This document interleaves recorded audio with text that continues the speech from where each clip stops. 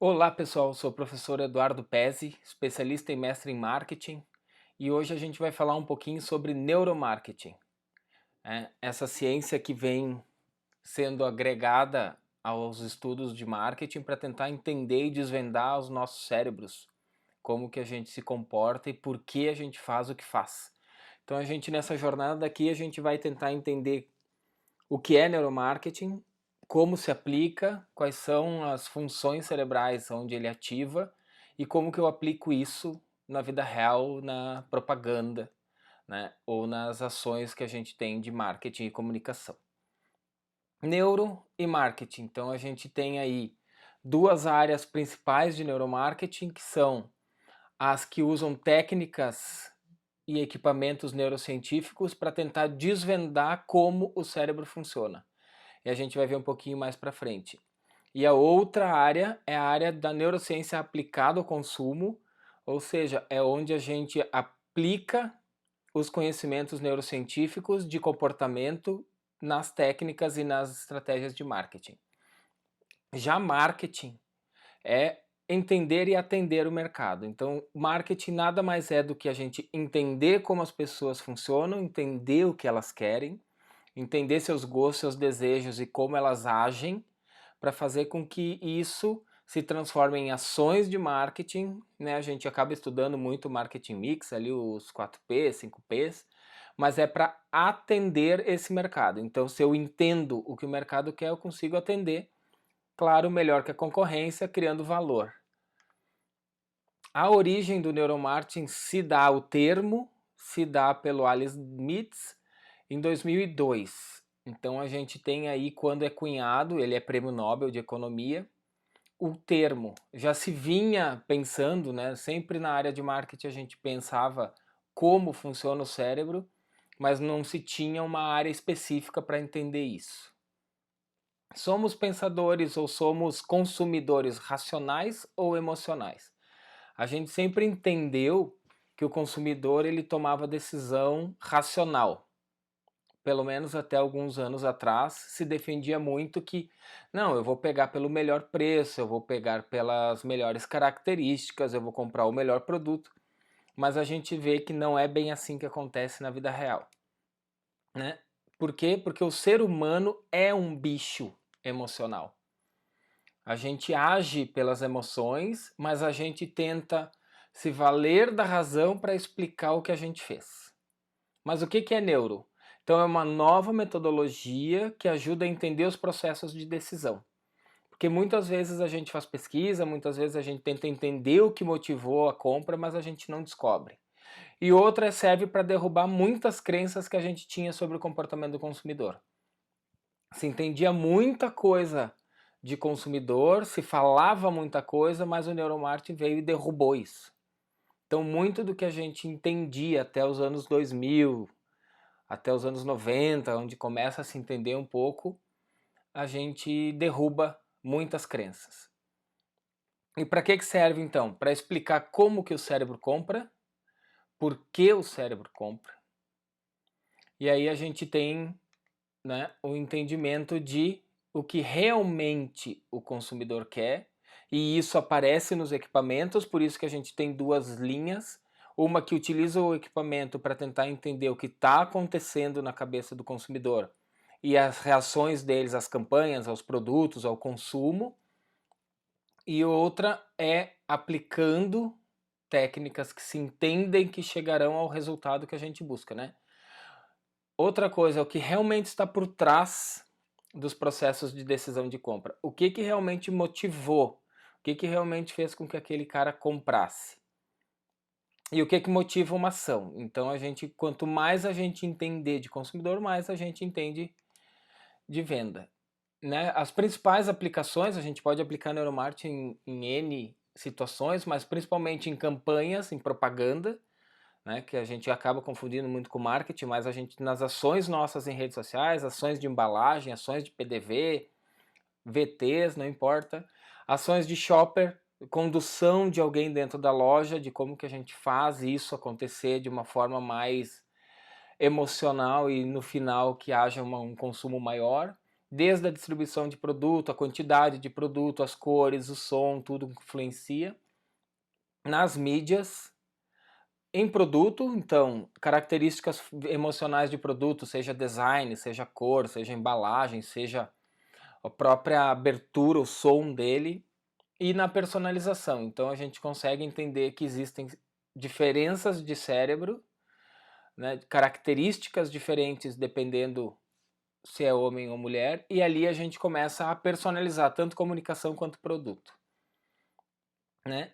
Mas por que que ela é uma metodologia importante? Por que que neuromarketing é fundamental, pelo menos a gente ter essa conversa que a gente está tendo agora e ter uma base, né?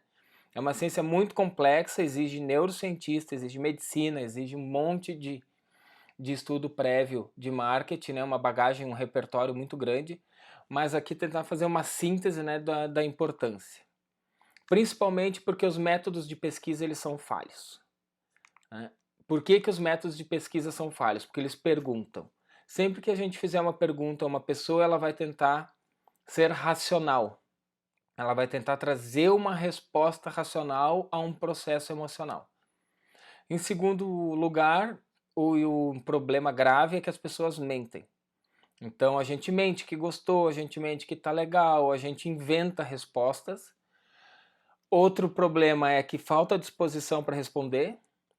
Se alguém já participou de pesquisa aí, ou se já fez pesquisa, já sabe claramente que as pessoas odeiam responder pesquisa. E mesmo que elas respondam, elas não sabem o que estão respondendo e às vezes elas mentem. O, o pior de tudo é quando elas não sabem que elas estão mentindo, porque realmente tu acredita naquilo, né? E nesse caso, hoje eu não entro na teoria das falsas memórias, mas a gente reconstrói verdades no nosso cérebro, a gente realmente acredita naquilo.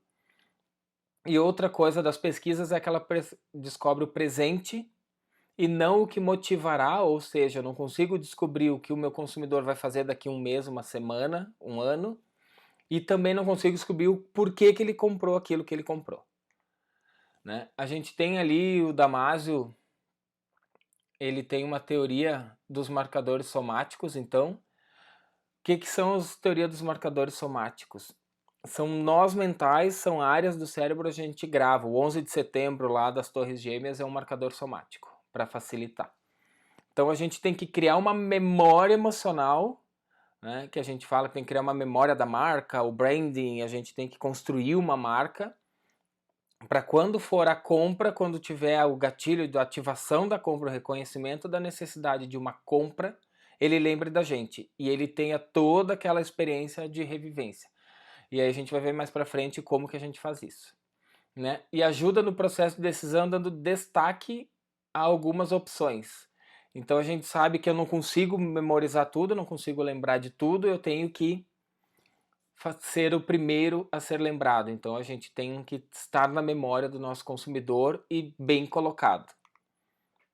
A gente tem também as arquiteturas da escolha, que vem da economia comportamental, não é da neurociência, mas a economia comportamental ajuda muito a entender o comportamento do consumidor e a dirigir algumas coisas, né? E aí dentro da economia comportamental a gente tem duas coisas fundamentais que são estudos e ciências que a gente acaba usando aí no dia a dia. As pessoas falam gatilho mental, escassez, isso tudo vem de heurísticas e viés, existe um estudo muito forte sobre isso. Então as heurísticas são processos cognitivos empregados em decisões não racionais, né? Por quê? Porque a gente tem que ignorar parte da informação para tomar uma decisão. A gente não pode ficar pensando em todas as variáveis o tempo inteiro. Então a gente tem as heurísticas. E os viés, a gente dá um peso desproporcional para alguma coisa. A gente tem aqui alguns exemplos. A aversão à perda é um viés. Essa aversão à perda, a gente não gosta de perder, o ser humano odeia perder, então vem ali os gatilhos mentais, né? Restam 2, só até amanhã. Desconto imperdível. Essa palavra realmente ela é sensual para o cérebro. Comportamento de manada. Ninguém vai num restaurante vazio, a gente sempre vai num restaurante, numa festa onde tem muito. Então a gente acredita que se tem muito view, muito compartilhamento, as pessoas realmente aquilo ali é legal. Então o comportamento manada funciona muito. A heurística da ancoragem é bem importante destacar também, que eu ancoro o meu produto, o meu preço, minhas características em algum outro que é grande, então, eu quero vender o meu produto por R$ 100, eu ancoro ele num de 200, o meu de 100 parece pouco. Se eu ancorar o meu de 100 num de 50, o meu é o caro. Heurística da disponibilidade, isso também é muito clássico da economia comportamental. Se a coisa acontece, está muito claro, né? Então, a pandemia é um sinal, as torres gêmeas foi outro sinal. Então, sempre que acontece alguma coisa que fica muito presente no nosso cérebro, dura pouco, mas ela fica disponível e parece que aquilo lá tem muito mais importância. O viés do status quo, ou seja, se está todo mundo falando então a gente não discute o conceito, se aquilo ali é bom, a gente tem que acreditar que é bom. E prova social. Então, prova social são os reviews, as estrelinhas, onde a gente bota depoimento de cliente, onde a gente mostra pessoas normais usando, que isso é prova, ó, funciona, meu produto funciona, meu restaurante é bom, olha só, as pessoas saem felizes. E a regra do pico-fim, que é uma regra do Kahneman, um dos maiores economistas comportamentais do mundo, também prêmio Nobel, se não me engano. E aí ele tem um livro Rápido e Devagar, muito bom, o Daniel Kahneman. Toda a teoria vai sempre acabar caindo em algum momento na dele, que ele defende muito que essa regra toda experiência de compra, ela tem um ápice, que é o pico, é esse ápice, e o fim. Então, o fim, sempre que vocês tiverem que fazer alguma coisa, dê importância para o final da experiência. Ou seja, na hora de pagar, sempre que possível, pagar antes e experienciar depois. Porque o que fica no nosso cérebro é o momento ápice e o fim. Todo o resto a gente deleta. Então, o final tem que ser muito bom. Provavelmente vocês lembram de um vendedor que leva vocês até a porta. Alguma coisa que aconteça diferente no final da experiência grava mais e gera um marcador somático. E o viés da confirmação, né? A gente acaba tendo aquela coisa de que eu preciso, é assim, a gente confirma e não tem como mudar a opinião de uma pessoa. Então, depois que tu tem um advogado da marca, é muito difícil ele abandonar. Algumas características que a gente tem, então, o cérebro tem 11 milhões de informação por segundo, ele processa 11 milhões e só 40 delas são processadas a nível consciente. Então, a gente faz tudo sem pensar. Quando a gente brinca, né, que a gente faz tudo sem pensar, é real. E a gente tem aí, em média, 80% dos lançamentos de produtos fracassam. O que é isso? São produtos que vão para o mercado e não duram. Ou experiências que vão para o mercado, serviços que vão para o mercado e não duram. Por quê? Porque eles não planejaram isso antes, não entenderam o comportamento. Outro dado importante, então, a gente tem a maioria das funções desempenhadas pelo nosso cérebro estão abaixo do limiar do consciente, então a gente não é consciente do que está fazendo, e a compra em qualquer grau, desde uma bala, uma Coca-Cola, até um apartamento, um avião, ela não é consciente. E a gente tem aí aproximadamente 70% dos receptores sensitivos estão no olho, então a gente é muito sofisticado em olho. A gente precisa, as marcas, né, nossas empresas precisam usar muito imagem, vídeo, e a gente vai ver mais pra frente por quê. Ativar sempre o máximo de sentidos possíveis, né? A gente acabou hoje indo para um celular que tem 2 sentidos, a TV tinha 2 sentidos, o material impresso tinha um só, que era o visual.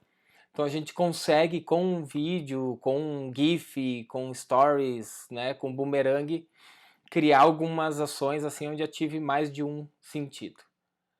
Então as nossas compras são racionais ou emocionais, como a gente já viu, de fato elas são emocionais, mas quanto?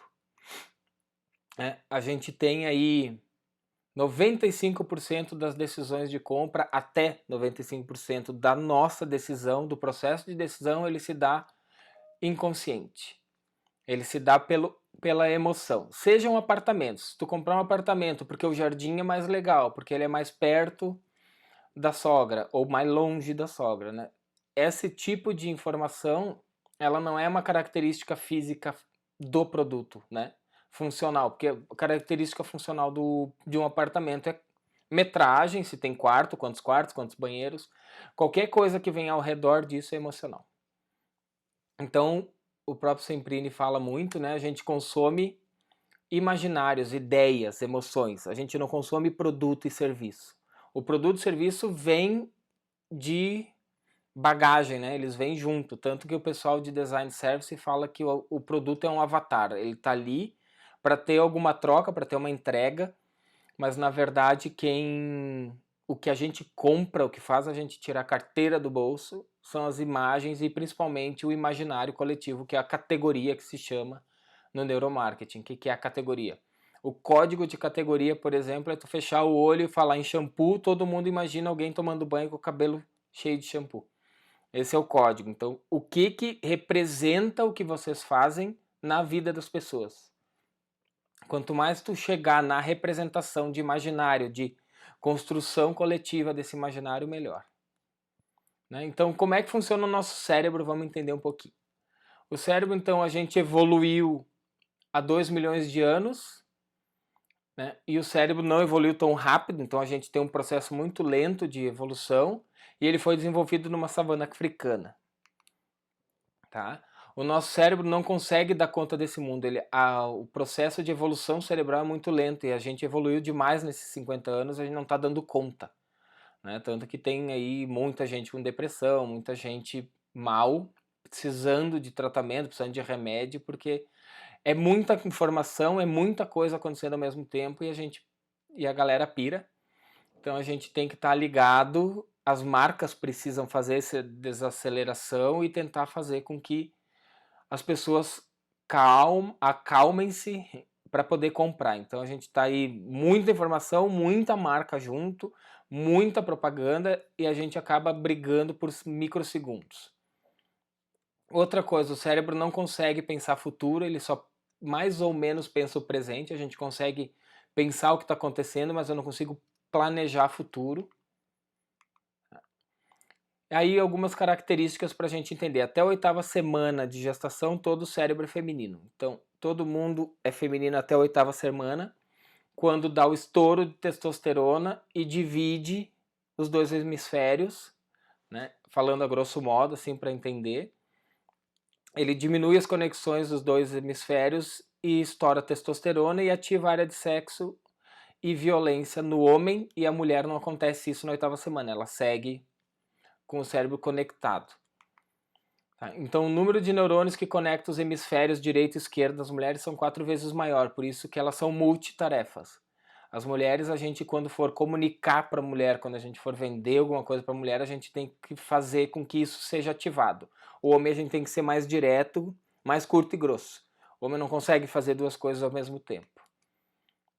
Então, assim, a mulher precisa de estímulo racional e emocional ao mesmo tempo. Ela não pode ser enganada. Quando o cérebro é feminino, a gente tem que entender que tu tem que emocionar, mas ao mesmo tempo dar características funcionais. Né? O cérebro feminino ele é 9% menor, mas por causa da caixa craniana ele não tem menos neurônio, ele só é menor. A mulher tem cerca de 11% mais neurônio no centro de linguagem, ou na área da fala.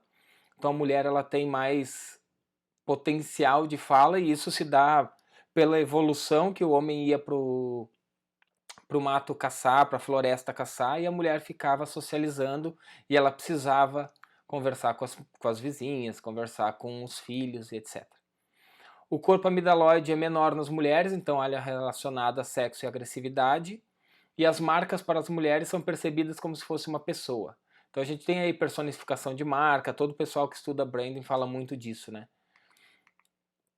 Então, o sistema neurônio espelho, que é um neurônio onde a gente espelha, que faz com que a gente bebê se espelhe na mãe, se espelhe nas pessoas para poder evoluir, ele é maior e mais conectado no cérebro feminino. Por isso elas recordam mais de eventos, sentimentos e eventos e datas, então a mulher tem uma memória muito melhor, né? Então a culpa dela não esquecer é do hipocampo. O homem não consegue guardar tantas informações relacionadas a sentimento, o homem é muito mais prático. Aí, só algumas curiosidades. Sabia que as meninas revezam 20 vezes mais que os meninos durante uma brincadeira. Os bebês femininos fazem cerca de 4 vezes mais contato visual que os masculinos, então a mulher ela é muito visual. Na idade adulta, as mulheres continuam a sorrir e a sentir com cabeça muito mais que os homens. Então, as mulheres são muito mais empáticas, o cérebro feminino é mais empático. A gente precisa se comunicar muito diferente entre os dois. Então, já uma dica aqui, quando vocês forem fazer qualquer campanha, tem que ser uma para masculino e uma para feminino. Criminosos atraentes recebem sentença mais leves, bebês mais bonitos são melhor tratados no berçário. Entre duas pessoas com currículos iguais, a mais bonita fica com a vaga. E crianças bonitas, em geral, tiram notas mais altas. O que a gente tem de explicação aqui é aquilo dos 70% dos nossos neurosensores estão no olho. Então tudo é visual, a gente ficou muito sofisticado visualmente. Então, o feminino eu vou do emocional para o racional e o masculino eu vou do racional para o emocional. Então, é completamente contrário. As imagens devem ser diferentes, os textos devem ser diferentes, os argumentos de venda têm que ser diferentes, pelo menos 2. Né? Então, sempre que a gente for criar uma campanha, uma promoção de qualquer coisa, teria que pelo menos postar 2 diferentes e segmentar público masculino e feminino. Então, a gente tem aí sensores visuais, eles têm 70% no olho, e aí a gente tem esse giro fusiforme, que é essa área vermelhinha aí no cérebro, que é reconhecimento de face. E aqui é só um exemplo para a gente entender que rosto é muito importante. Então, essa também é outra dica. Vocês têm que ser muito sofisticados em rosto. A gente precisa usar rosto de pessoas. E aí, razão, emoção ou instinto. A gente tem esse carinha aqui que lá em 1952 cria uma teoria de que a gente tem 3 cérebros. Né? Esses 3 cérebros é o reptiliano, límbico e o neocórtex. Esse neocórtex é o maior, que é o cinza, é o que a gente nos diferencia dos animais irracionais, é a área racional, né? Ela é muito maior, mas o que mexe com nós ainda não teve essa evolução racional, ainda a gente é instintivo. Então, só para a gente entender isso que é muito importante, né? A razão é a área da linguagem, analítico, matemático. A emoção é intuitivo, sensível e não verbal. O que importa aqui do não verbal? A emoção não gera lexia, ela não consegue falar. Então, sempre que vocês perguntarem para o consumidor de vocês alguma coisa, ele vai pensar com a emoção e responder com a razão. Aí a gente chama de filtro social. Aí eu falo que é para não me incomodar, vou falar para acabar a pesquisa de uma vez. Ou eu não estou conseguindo passar realmente o que eu sinto para a resposta, para a língua. Né? E aí a gente tem o cérebro instintivo, que é autopreservação, alimentação, agressão e os arquétipos todos que a gente estuda. Né? Então eles vão pelas vias neurais, passa pela espinha ali, é onde vem de baixo. Que a gente vê no desenho ali, é onde vem da coluna e é onde a gente sente. Então sempre a informação vai entrar por ali, vai passar pelas emoções e a gente vai processar racionalmente. Quanto mais eu ativar o instinto do consumidor, menos racional ele fica e mais ele age por impulso. Então a gente tem aí entre emoção e instinto 95% dos processos de decisão, como a gente viu. Aqui é só um exemplo da questão de relação razão é preço e a questão do instinto dor. Quando a gente paga, e isso os equipamentos neurométricos já mostraram, a área que ativa no cérebro é a área de dor. É como se a gente levasse um chute na canela, como se a gente cortasse a mão. A área de dor é ativada quando a gente paga. Então o processo de pagamento ele diminuiu com o pagamento com cartão de crédito, que a gente não vê o dinheiro saindo, que realmente dói. Então sempre que a gente falar assim, pagar dói, realmente dói. Então, quanto mais leve for esse final, quanto mais diluído, né, quanto melhor a experiência de pagamento, melhor. Aqui, pegando só um pouquinho para a gente não entrar muito a fundo também, a primeira visão é a utilização de metodologias neurocientíficas. Para acontecer, a gente precisa de neurocientistas. Tá? Então, é uma ilusão achar que a gente faz neuromarketing apertando o botão ou contratando o Eduardo para fazer. Não é assim. Se a gente quer defender uma campanha, preciso lançar um produto novo no mercado, como que ele vai se comportar no cérebro do nosso consumidor, a gente precisa de equipamentos. Esses equipamentos eles têm que ser comprados ou tem que contratar uma empresa especializada nisso. E esses gráficos, aquele monte de risquinho, tem que ter um neurocientista para poder dizer o que aconteceu no cérebro daquela pessoa. Aí aqui a gente tem alguns, os neurométricos, os biométricos e os psicométricos, né? Então o eye tracking é um dos que a gente mais conhece, aquele que é o olhinho para ver onde que a íris está apontando.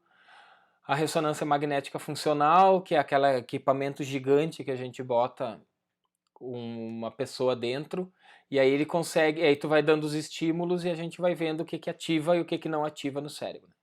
Então aqui tem alguns exemplos da ressonância, do eye tracking. Esse aqui é o eye tracking, então a gente coloca, o ideal é colocar esse equipamento no shopper, né, no consumidor, e fazer com que ele navegue pela loja de vocês, navegue pelo site, navegue pela embalagem e o equipamento consegue pegar exatamente onde ele está olhando, quanto tempo ele olhou e o tempo de atenção. Esse aqui é um exemplo bem legal que vocês encontram na internet, se procurar, de uma propaganda. Aqui tem rosto, e aí como a gente já falou, né, o rosto, a área vermelha é a área de maior atenção, então é onde fica, sempre que tiver rosto vai ser a área de maior atenção. Só que não é isso o importante, ó. O importante é que, igual aquela teoria lá do marketing viral, né? Se uma pessoa olhar para cima do prédio, algumas olham. Se tiver umas 5 pessoas olhando para cima do prédio, todo mundo para e olha. Então não é só fazer o bebê olhar para nós. Normalmente a gente vê as propagandas, as pessoas olhando para o consumidor. Tem que fazer o modelo, o personagem da campanha olhar sempre para onde vocês querem, ou para o preço, ou para a marca, ou para o produto, que é ó, o tempo de atenção que mudou na mesma propaganda, só mudando a posição do nenê.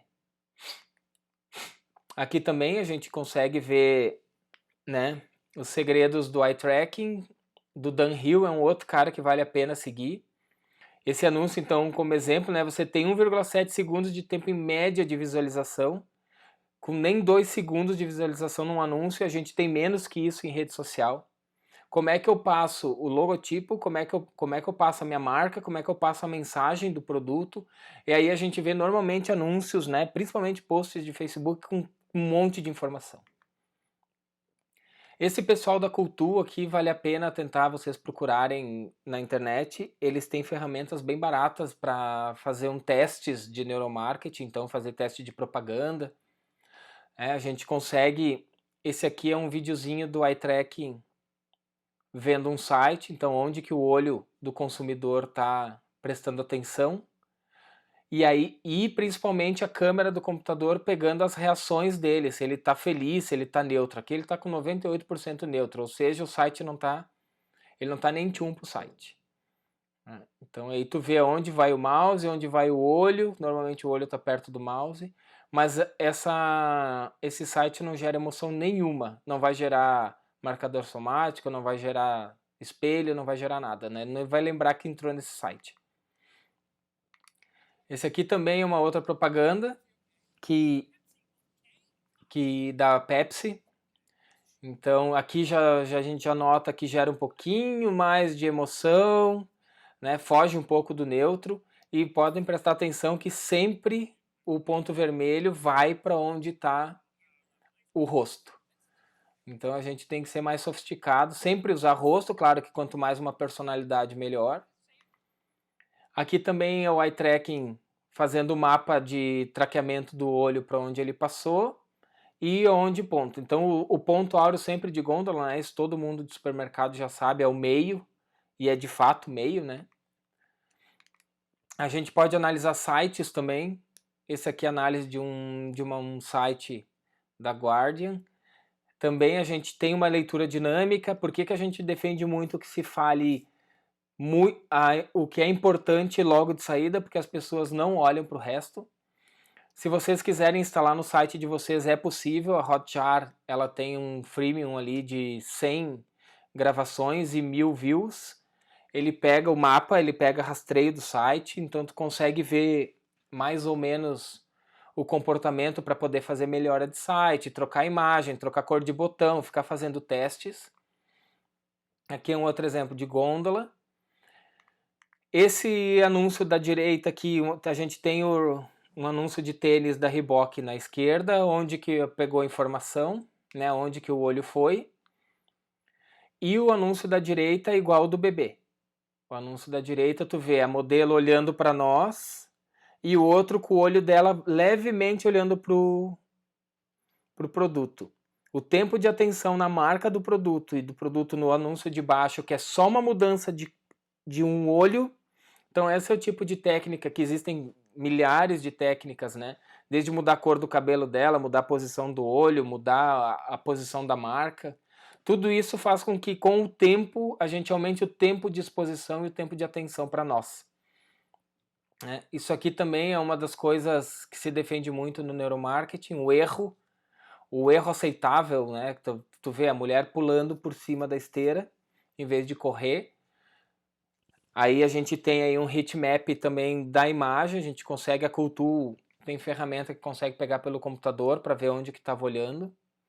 Aqui a gente tem uns exemplos de algumas embalagens, prestando atenção, então vê que a de cima do meio ninguém nem olhou, né? Para ver se ela chama atenção ou não. Aí agora vamos entrar um pouquinho na aplicação de neuromarketing, né? Então a gente tem aí uma segunda visão da utilização dos métodos de conhecimento neurocientífico, que é usar as emoções, usar os gatilhos, usar a economia comportamental, usar os sentidos, o cheiro, fazer com que a tomada de decisão se dê, né, para nós e não para os outros, e tentar entender como que as pessoas funcionam. A vantagem do neuromarketing é que a gente não precisa segmentar tanto, né? Porque ser humano é ser humano, não importa quem, não importa em onde. A cultura influencia muito no processo de decisão, mas a gente pegando na origem, quanto mais no instinto, menos divisões a gente tem, né? E aí na teoria também, na economia comportamental, a gente tem os nudges, que se chamam empurrões, que é o que eu posso fazer nas minhas campanhas, nos meus produtos, nas minhas ações de PDV, nas minhas ações de marketing, que é alguma coisa que altere significativamente o comportamento humano, né? Então a gente tem esse livro Nudes, é muito legal para quem quer entender um pouquinho sobre esses empurrões, como é que eu empurro o meu cliente para minha empresa. Isso aqui então é um nude só para exemplo mesmo, de uma pista de corrida na escada para incentivar as pessoas a não usar a escada. Teve uma campanha muito forte da Heineken, né, um pessoal que eu conheço aqui de São Paulo, que fez para diminuir a incidência de motoristas que bebessem. E aí tem toda a ação, vale a pena procurar também. Então esse juramento do motorista, sim, estou dirigindo e não consumirei, esse cartão ia para um mural, aí a gente tem a prova social, a pessoa fez um contrato emocional com a Heineken e ela não bebe, e diminuiu muito o consumo. Né? Outro exemplo que a gente pode ter, qual produto desses é mais caro? Porque se a gente pensar em funcionalidade, os dois são vinhos, os dois têm dentro a mesma coisa, mas é claro que a imagem, por 70% dos nossos neurosensores estarem no olho, a gente acredita que o da esquerda é mais caro. Mas se eu faço isso, dá um nó, dá um tilt na nossa cabeça, né? Como que nunca que a gente vai acreditar que o da direita é mais caro. Assim faz mais sentido. Então, o preço também depende muito da nossa estratégia. A gente não precisa baixar preço. O preço ele é muito relativo. E aí, um dos exemplos é esse, né? A gente tem configurações de conta. A configuração de conta também vem da economia. É de um livro Paradoxo da Escolha, do Barry Schwartz, muito legal. Né? No capítulo 13 ele fala muito sobre essa configuração de conta, como é que eu boto preço no meu produto. Então aqui eu tenho um posto que à vista é R$ 4,59 e no cartão é R$ 4,89. Nesse eu tenho um desconto para pagamento à vista, mas os valores são iguais. Entendendo as duas estratégias no posto 1 eu tenho uma penalização para pagar a prazo, então o meu valor é R$ 4,59. No posto 2, o meu preço é mais caro, o meu é R$ 4,89, mas eu estou dando um presente para o meu consumidor. Então é muito melhor, é a versão à perda, né? Eu não quero perder 30 centavos, eu quero ganhar 30 centavos. Então essa configuração de conta faz com que tu vá no posto mais caro e ganhe um bônus e não se dê conta que tu pagou mais caro, que tu teoricamente pagaria mais caro. Outro efeito de configuração também, a gente tem aqui um iogurte com 5% de gordura escrito no rótulo e outro escrito 95 livre de gordura. Qual dos dois que a gente compra? né? Se a gente pensar racionalmente, os dois têm 5% de gordura. Só que eu tenho que dizer para o meu consumidor, você está consumindo um negócio 95% livre de gordura. Então, a frase que a gente usa, a palavra que a gente usa, os termos, o como que a gente apresenta nossos produtos, e isso no digital é muito bom porque a gente consegue fazer teste, né? A gente consegue toda hora estar mudando, muda o engajamento. Tá? Vou pegar um exemplo de um cliente meu agora que a gente fez essa semana um teste. A gente botou uma foto tratada com moldura, logo da marca e postou. Aí a gente pegou a mesma foto para um outro público, né, um público de controle, e botou pura, sem tratar nada. A sem marca, sem tratamento, fez 3 vezes mais alcance do que a bonitinha, com marca e tal. Então a gente tem que fazer esses testes, né? Outro um exemplo que foi feito em São Paulo também, como é que eu faço uma criança comer cenoura e tomar leite, né? Hoje em dia, muito difícil. O que eles fizeram? Tiraram de dentro de um saco do Mac. Esse teste foi o Pedro Calabresa que fez em São Paulo. Eles ofereceram leite e cenoura para as crianças, ninguém comeu. Quando eles tiraram de dentro do Mac, por causa da prova social, por causa do engajamento com a marca, eles comeram, né? Aí uma coisa legal para vocês anotarem, isso é bom fazer já da marca de vocês, são as hipóteses comportamentais. Esse aqui é do Jürgen Klarik, do Estamos Cegos. Tá? Então eu vou fazer aqui de dois tipos só, um é o MEC, inclusive. Vamos pegar as hipóteses comportamentais para quem toma vinho, né? Se alguém trabalha com vinho aí. Racionalmente, a gente consome um vinho, por quê? Porque eu mereço e porque eu quero saborear uma bebida sofisticada. Emocionalmente, é para me integrar, compartilhar, felicidade, relaxar, festa, amigo. Então é uma bebida para eventos. Sempre que eu for comunicar vinho, eu tenho que comunicar isso, no mínimo isso, né? Pegar uma pessoa chique, tomando um vinho sozinha não funciona. Eu preciso ir pro lado emocional. Só que se eu consigo chegar no código simbólico, que é onde o Jürgen Klarik defende, que é o cérebro primitivo instintivo lá do MacLean, né? Por que eu tomo vinho? Mas isso não vem, a gente não consegue emergir do nosso cérebro, tá? Isso aí é muito instinto. Se a gente descobre o instinto, a gente consegue vender. Eu quero me destacar do bando, eu quero ter um status de paladar evoluído, ou seja, eu não bebo, não sou cachaceiro e cervejeiro, eu tomo vinho porque eu já evolui, eu passei de fase, né? Me desassocio de beberrão porque é muito difícil uma pessoa que toma vinho ser vista como alcoólatra, ser vista como bêbado, e sempre espera de algo bom, né? Então o vinho intrinsecamente, né, inconscientemente ele é para um momento legal, é um momento bom. E é isso que a gente tem que jogar para nossa comunicação. Aí, acelerando um pouquinho a questão do Mac, eu vou lá, qual é a lógica? Ter sido um bom pai e fome saciada. Eu vou dar comida pro meu filho e vou levar num lugar legal porque ele pede, né? Emocionalmente, o Mac é para voltar a ser criança, voltar a comer com as mãos, por isso que não tem talher.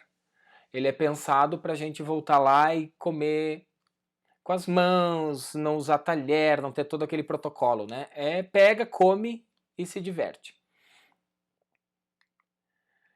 Aí a gente tem aqui também o poder simbólico. Por que que a água normalmente e em vários lugares é mais cara que coca que usa água? Né? Porque se eu estou tomando água, eu sou moderno, eu sou saudável, eu sou inteligente, eu sou aceito socialmente, eu tenho um código simbólico melhor. E se eu tô tomando coca, o cara não se cuida, tu tá tomando um negócio que faz mal, é pouco esperto, o cara não é mais aceito socialmente. Então, se o produto de vocês ele é aceito socialmente, ele pode ser mais caro. Vamos falar dos 3 parâmetros neurométricos, então. Atenção, emoção e memória, que é isso que a gente tem que levar para nossa comunicação, não tem outro jeito. O que é atenção? As pessoas sabem quando estão prestando atenção, mas não têm consciência do que motivou a prestar. A gente presta atenção em alguma coisa, mas a gente não sabe o porquê. Que é o que a gente precisa no normal é saber o que chama a atenção de alguém, né? Então, quando eu passo a pensar a respeito, que legal isso aqui, tem uma promoção, fim de semana vai ter tal coisa, o meu amigo foi pra praia. Quando a gente começa a raciocinar sobre aquilo é que chamou a atenção, se não, não chamou a atenção. A gente tem aí um envolvimento emocional, tá errado ali, né? Mas ele varia de um momento para outro, ele mede-se a intensidade dessa excitação, então tem vários níveis de engajamento e envolvimento emocional. A gente só precisa fazer com que essas emoções venham à tona. a gente precisa arrepiar o nosso cliente, né? A gente precisa fazer com que ele sinta alguma coisa positiva, de preferência, mas a gente precisa afetar comportamento e gerar emoção na nossa ação. Se a gente faz um post de produto, conheça meu produto, venha visitar minha loja, isso não gera emoção, né? Por isso que os influenciadores se dão tão bem em alguns momentos, por isso que existem por isso que as marcas elas não conseguem ter tanta audiência quanto algumas pessoas que se posicionaram na internet. E memória, esse aqui também seria uma aula só sobre memória, que foi parte do meu mestrado. Meu mestrado foi todo em cima de teoria da economia da economia comportamental e da antropologia do consumo. Então, é possível a gente avaliar se uma ação será memorizada e a probabilidade de ser recuperada com bastante precisão. O neuro consegue entender se aquele processo de compra, se aquele processo de consumo vai para a memória ou não, mas é muito difícil a gente fazer isso sem equipamento. Então a gente tem que dar algumas dicas, assim, a gente precisa ter movimento, novidade, erro e ambiguidade. A gente vai ver um por um, tá? Que é a plataforma básica para transmitir mensagens para o nosso consumidor. O cérebro foi projetado para reconhecer e processar e avaliar movimentos com prioridade máxima. Então, qualquer movimento chama atenção. Coloque em GIF, coloque em boomerang, coloque em vídeo. A imagem estática, ela chama muito menos atenção do que um movimento, né? Então, o subconsciente vai se ligar ao movimento do comercial. E sempre movimentos horários, nunca para trás. Nunca da direita para a esquerda, sempre da esquerda para a direita. Então a gente também, em novidade, os seres humanos são projetados para buscar o que é novo no entorno. Então sempre que vocês forem fazer alguma campanha, tentar colocar algum elemento que não faz sentido tá ali. Que seja novo, que seja diferente. Né? Colocar o produto de vocês num lugar onde ele não seria usual. Os elementos, então, que se destacam podem aparecer em qualquer lugar da tela, desde que eles não sejam uma novidade, ou sejam uma novidade. Use apenas um ou dois. Depois disso, o nosso cérebro descarta, o tempo de atenção não aguenta, então bota uma, duas informações. Mas eu quero botar mais, então bota no próximo card, vai mudando. Melhor colocar as imagens de destaque do lado esquerdo do campo visual e as informações semânticas na direita. Então, não erre mais, porque depois que a gente aprende isso, dói. Sempre a imagem do lado esquerdo, nos posts, e material impresso, que seja, e o texto na esquerda e na direita. Então, imagem esquerda, texto direita, nunca o contrário, o cérebro não consegue processar isso. O nosso cérebro processa imagem no campo visual esquerdo e processa texto no campo visual direito. Então, não invertam isso. Aqui a gente tem um exemplo de anúncio que pega novidade. Né? O erro, então, ele é muito atraente, ele é irresistível. O erro é aquela menina pulando por cima da esteira, aquilo ali é um erro na imagem, chama atenção. E a gente precisa, então, ter uma maneira de incorporar esse erro nas nossas campanhas, né? Aí tem as campanhas dessa empresa aí que vende comida para passarinho. Eles vão trocando sempre a cabeça do passarinho por outros animais. Isso faz com que a gente grave muito e provavelmente de toda a aula o que vocês vão falar para os amigos vai ser desse passarinho. Né? O cérebro reconhece como um pássaro ou como cão, né? Mas a gente precisa recrutar recurso cognitivo, a gente precisa, segundo o Kahneman, ir para o cérebro 2. Para isso eu preciso pensar, e para pensar eu acabo gravando. Né? Então eu levo isso para a memória. Ambiguidade, então, mais de uma leitura, duplo sentido, o cérebro considera super atraente a ambiguidade. Então, a gente tem aqui Saco é um Saco, é uma campanha que puxa isso, né? Que o saco é um saco porque ele é um saco, mas porque ele incomoda. O Quiabo Veste Prada, né? Então, a gente tem aí uma campanha de Hortifruti. Também isso aqui faz com que a gente olhe. Essa campanha da Evian é muito legal, né? Que vai ficar jovem para sempre. Então, a moça ali tá tomando, a garrafinha tá ali, a criança, o bebê tendo o rosto, olhando pro celular. E aí a gente acaba perdendo mais tempo nesse anúncio. Né? E aí usando então, para a gente ir para o fim, usando o neuromarketing na comunicação. Né? Então propaganda tem várias estruturas de como a gente monta, mas eu vou ensinar algumas. Então, assim, logos e símbolos, né? Coloque os logos e símbolos principalmente no campo visual central.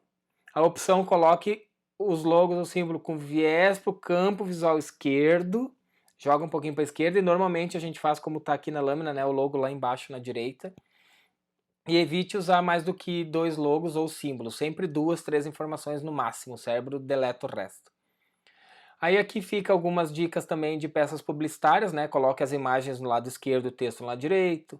Use imagens humanas para envolver o espectador. O nosso cérebro, o giro fusiforme que a gente viu, ele sempre vai para o rosto, ele sempre vai enxergar rosto em qualquer coisa, até numa torrada, na nuvem, em Marte, a gente vê rosto. Crie layouts que usem padrão de exploração visual circular no sentido horário. Então, fazer a informação, o olho circular em sentido horário. Use apenas 2 ou 3, use fontes tipográficas exclusivas. Tentar ter uma marca ou tentar algumas chamadas com fonte diferente ou que seja característica da marca de vocês. A gente tem muita marca igual e fazendo campanha igual, com cor igual, não arrisca. E usar imagens ambíguas, né? Se for dividir tela, questão de computadores, celulares, se for dividir a imagem em várias unidades, não use mais do que 3. Né? Insira um espaço entre cada divisão, o cérebro precisa notar que uma coisa terminou e começou outra. Prefira colocar a separação vertical em vez de horizontal, né? Então tudo vertical, e o celular ele acabou fazendo com que a gente tenha o feed infinito, né? Vá descendo para sempre. E rosto é fundamental. Como é que eu faço para ter atenção imediata? Emprega a palavra de ação. O cérebro dará mais importância sempre. Se tiver uma ação, a gente é mandado, né? O ser humano é mandado. Compre agora, vá. Últimos dias, você precisa disso. É importante. Agradar com quebra-cabeça. Quebra-cabeça são coisas que fazem com que a gente tenha que pensar e juntar, porque não, isso aqui não está muito certo, né? Mas baseado em imagens. Daqui a pouco colocar o produto de vocês num lugar diferente. Fazer perguntas. As pessoas, o cérebro ele funciona muito, né, e funciona muito mais o cérebro feminino. O cérebro quer responder aquela pergunta, então se enxergar um ponto de interrogação e a pergunta for curta e rápida, a gente vai chamar a atenção, porque o cara, mesmo que ele não queira nada com o produto, ele quer responder a pergunta, né? E que façam respostas curtas também, né? A uniformidade, manter a comunicação similar. A gente vê muita empresa fazendo uma coisa no Facebook, uma coisa em site. Se tu botar o site, Facebook, Instagram, LinkedIn, etc., um do lado do outro, não é a mesma empresa, a gente parece que não é a mesma empresa. E aí sim seduzir com gatilhos, né? Usar cor específica da marca, usar som específico da marca, palavras inusitadas de destaque, dar destaque nas palavras com fonte específica, símbolos próprios, criar uma iconografia da marca, ter alguns símbolos que quando o cliente de vocês vê aquela campanha, identifique muito rápido.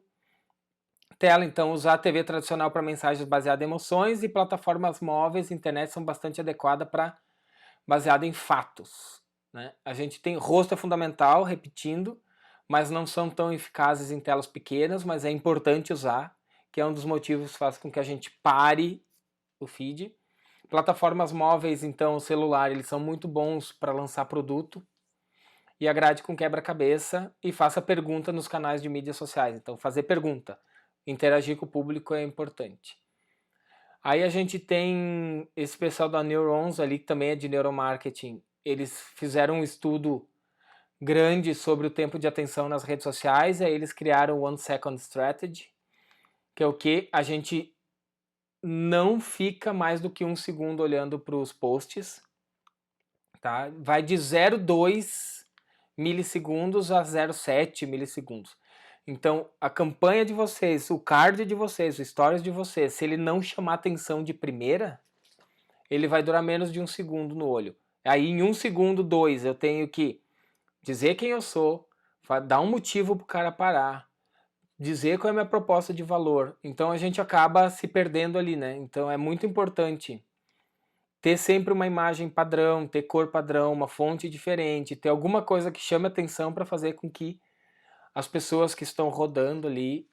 Então, empregar a palavra de ação, empregar quebra-cabeça, fazer com que as pessoas, fazer com que a imagem lá, o personagem olhe para o produto, tudo isso vai ajudando, né? E fazer teste no site, mudar a cor, tudo isso influencia. Então aqui eu tenho algumas referências que é legal se vocês quiserem ler, tá? São só alguns livros sobre a área.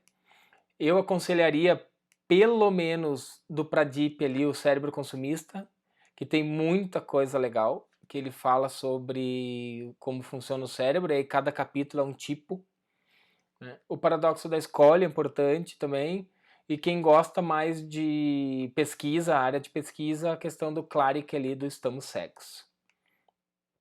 Então aqui fica meu contato, qualquer coisa a gente se vê aí no... Estamos a um clique, né? Eu estou em todas as redes. E obrigado aí, espero que tenha contribuído um pouco. É uma área gigante, é muita coisa para falar, mas espero que vocês tenham saído um pouquinho melhor do que entraram. Abração aí.